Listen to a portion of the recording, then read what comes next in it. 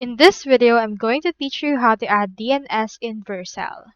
So in order to add a DNS, you first need to head over to vercel.com and into this page, proceed to click on the sign up option in order to create an account. If you want to create an account and also deploy your project at the same time, click on the start deploying. So if you already have an account like I do, click on this login option. So for that, I'll head over and log in. And here is what my dashboard looks like. As you can see, here is my actual projects that I have available. So in order to add a DNS on your Vercel, you first need to choose right here which project you wish to use. I'll choose right here this wagging words.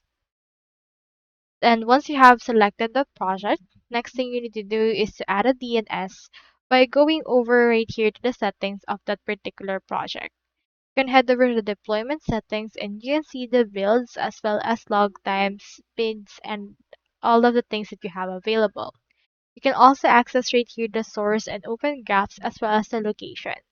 So since this is actually opened or created using Lovable, it have different interface rather than the actual project that I have, which is the Vite option. If we chose the Vite right here, you can head over to your settings. And then from in there, scroll down and click on domains.